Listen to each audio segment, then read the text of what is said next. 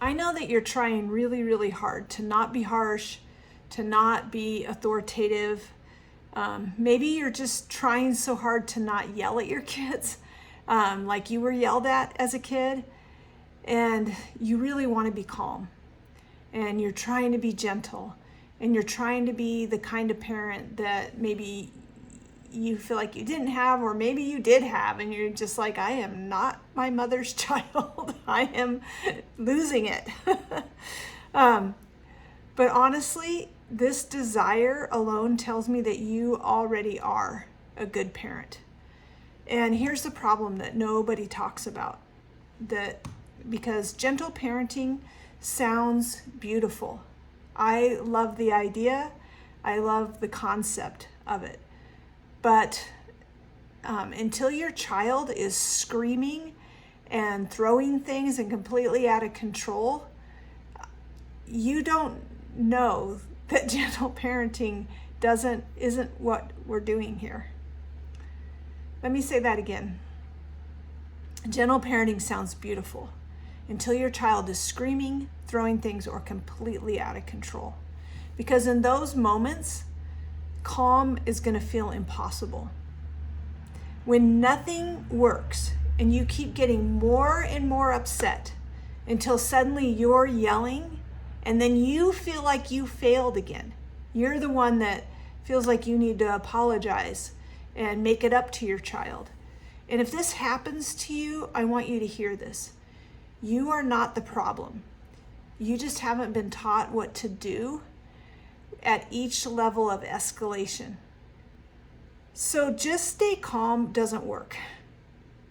When somebody tells you to calm down, I don't think it works. At least not when you're really upset. And a lot of parenting advice is going to say, stay calm, use a soft voice, don't engage, validate their feelings. And these are great tools, and they have their place at the right time. But when a child is already fully in full emotional escalation, their brain is not thinking and reasoning and listening. And they are in kind of like a survival mode. They're in the back of their brain, and we're trying to usually approach that from the front of the brain. And they're not there. And even if they can carry an argument and be in this power struggle with you, it's not going to work.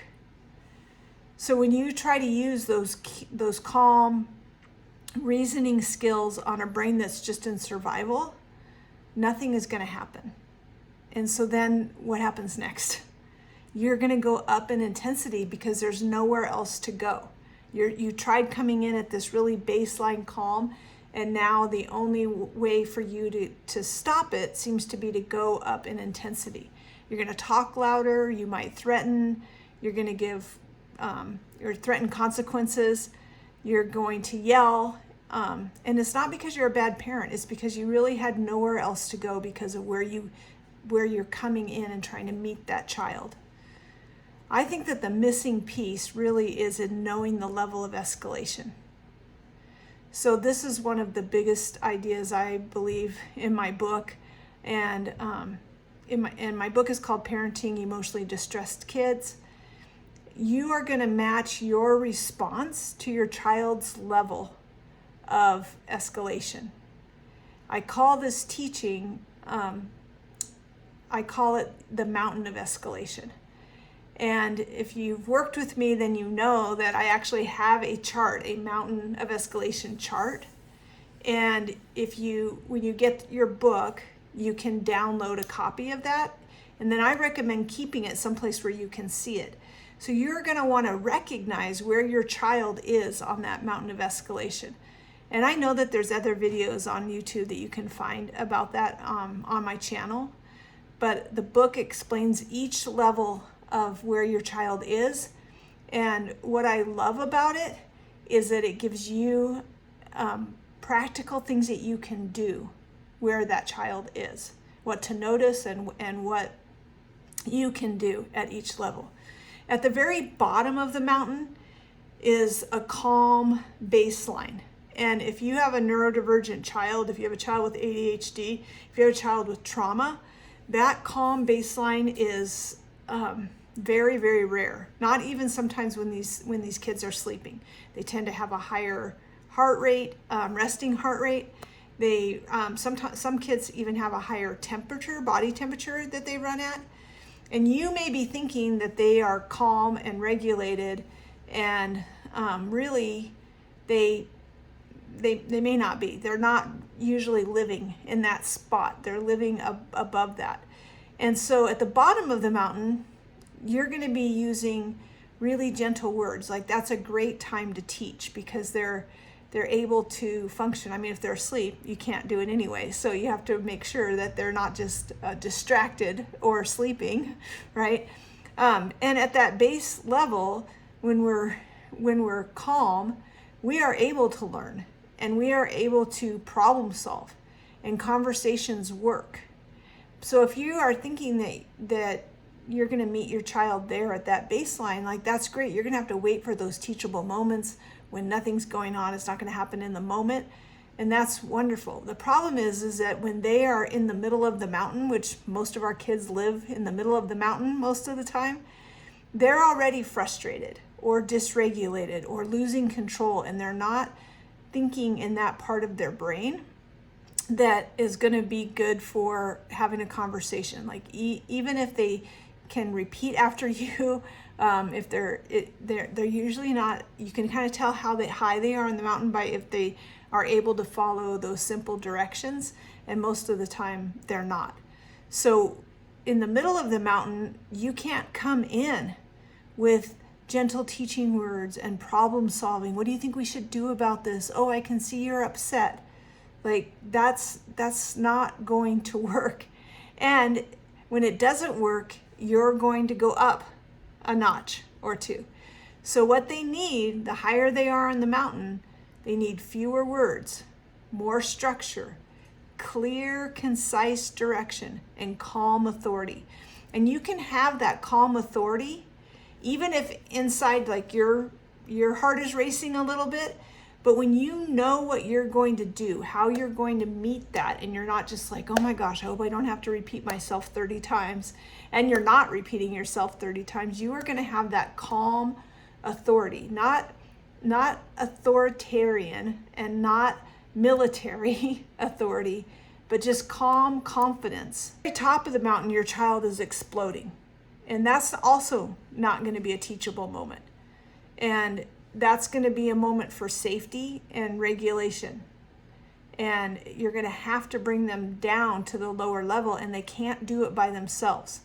It takes the brain about 20 minutes to calm down if it's super escalated.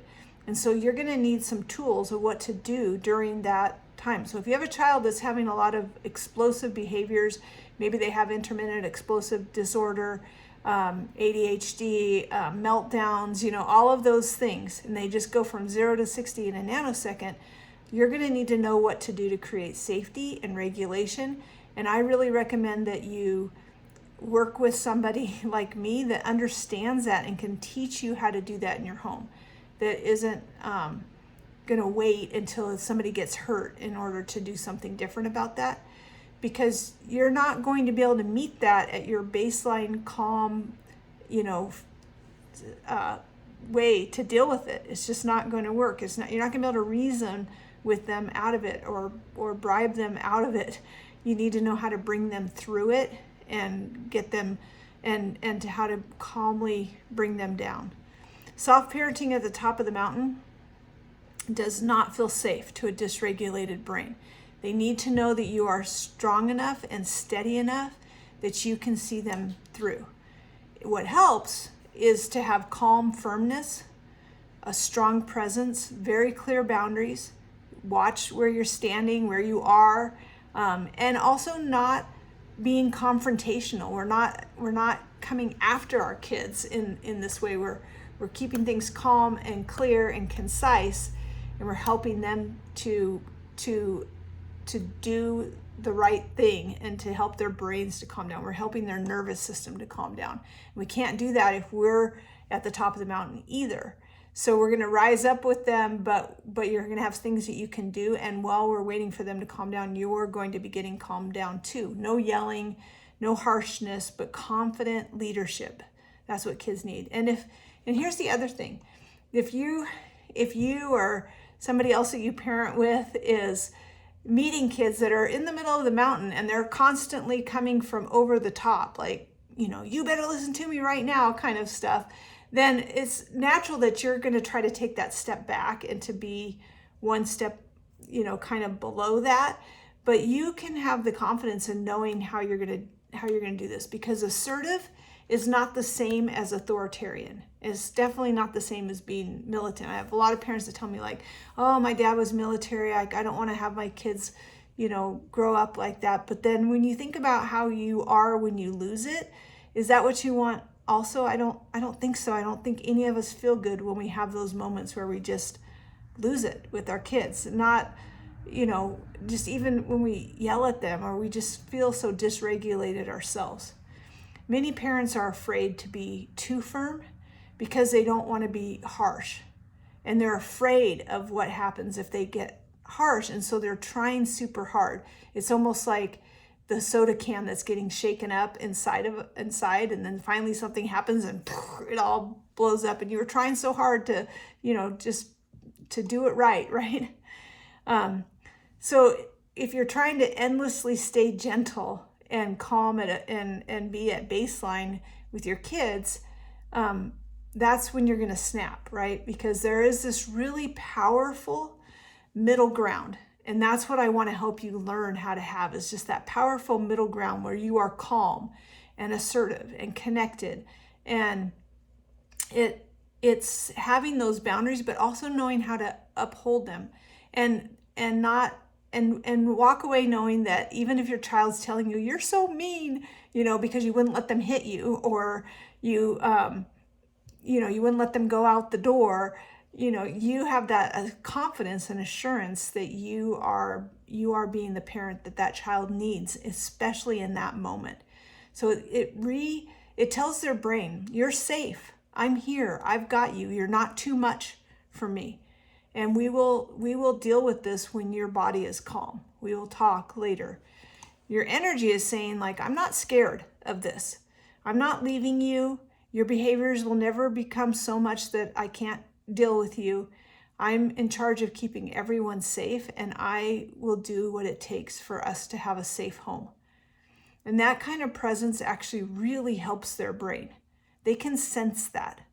And it helps them to move back towards regulation. And because of dysregulated kids, like they don't actually need a perfectly calm parent. I think sometimes kids want to know like, hey, are you still alive? Like, why isn't this bothering you, right? Like we have to know like there's a limit here, and there's absolutely nothing that you can do that will make me not want to help you to grow up to be healthy and safe. And if you find yourself yelling a lot, even before you realize what's happening, it's not because you don't care. And it's not because you're a bad parent. And it's not just because like, well, that's how I was raised. It's because your nervous system is getting kind of pulled into theirs. And when we react instead of respond, sometimes we don't even know. So that's the other thing I love about the mountain of escalation, is it gives you a visual of what level they're at, and you can know where you are too and what you need. So that's why I want you to know what you're going to do in these situations, because when the situation happens, that's not a great time to try to figure out what you're going to do. That's why sometimes we start piling punishments on. Well, now you're grounded for a week. Okay, now you talked back, so now it's 2 months, and we're doing some things like taking their phone away and, different things that don't necessarily make sense. And we're just kind of reacting. And what they actually need and what they actually is that the situation will get calmed down, and we have to be responsible to do that. And it's on us. Even if our brains are dysregulated, we have the fully functioning brain, and we have to start learning how to do that. So you're going to make a plan before the next meltdown. You're literally like, write this down. When this happens, we will do this. When this happens, we will do this. I'm going to give you some examples of that. When homework turns into yelling, we're going to pause. We're going to take a break. We're going to get calm. and then we're just going to finish maybe 2 more problems.